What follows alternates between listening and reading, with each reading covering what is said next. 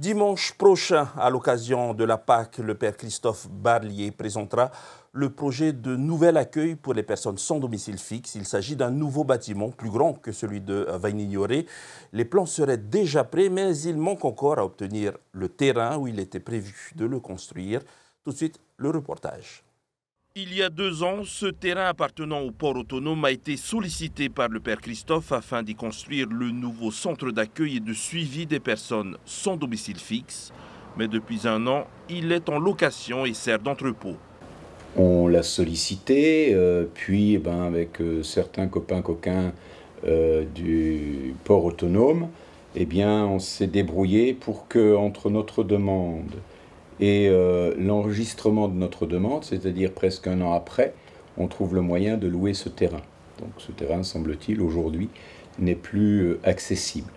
Le père Christophe, de son côté, a poursuivi son projet. Les plans du futur nouvel accueil Tevayeté sont déjà disponibles. Ils seront officiellement présentés le dimanche de Pâques. Dans la foulée, il lancera un appel aux dons pour financer les travaux estimés à près de 150 millions. Selon lui, ce nouvel accueil est absolument nécessaire. La population SDF a augmenté et ils sont de plus en plus nombreux à souffrir de troubles psychologiques. 2 personnes sur 10 ont des troubles psychologiques. Quand je dis troubles, c'est-à-dire avec un réel suivi. Voilà. Et puis, on n'est pas loin des 4 personnes sur 10 qui ont un travail précaire, si l'on veut, puisqu'un CAE, ça reste un travail précaire, mais qui ont un travail. Donc là, on a une évolution à ce niveau-là. Le père Christophe a également annoncé que si le projet ne démarrait pas avant le 23 décembre prochain, il y mettra fin et toutes les personnes qui auront fait des dons seront remboursées intégralement.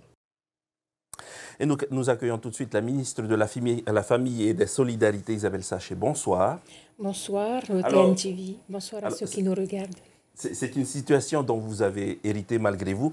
Quelle solution avez-vous à proposer au père Christophe ? Eh bien, d'abord, je voudrais dire que le père Christophe et moi, nous rencontrons parfois, nous discutons régulièrement et en effet, il m'avait fait part de sa déception de ne pas pouvoir bénéficier du terrain du Cercle des Marins. Et dernièrement, pas plus tard que la semaine dernière, nous nous sommes à nouveau parlé. Je lui ai proposé des possibilités de lieux où où il pourrait reconstruire Tevayeté et il m'a semblé bien d'accord d'aller dans ce sens-là. Donc l'essentiel, c'est que nous puissions communiquer et tomber sur un terrain d'entente, dans un consensus partagé. Donc ce nouveau centre Tevayeté n'est pas le seul projet en gestation pour les populations sans domicile fixe de la capitale. Quels autres projets est-ce que vous avez en cours? Alors donc pour nos sans-abri, nous avons arrêté 4 types de structures pour les accompagner. Il y aura donc tout d'abord le centre de jour qui est extrêmement important parce que c'est là où les sans-abri viennent rencontrer les uns et les autres et s'inscrire.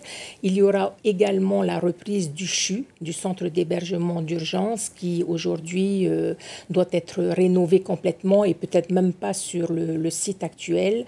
Puis le CHRS qui sera installé certainement à Otomaoro sur un terrain de l'église Sanito. Et enfin le centre communautaire que nous allons installer certainement sur Taravao, sur une parcelle de terre de 8 hectares qui est au pays.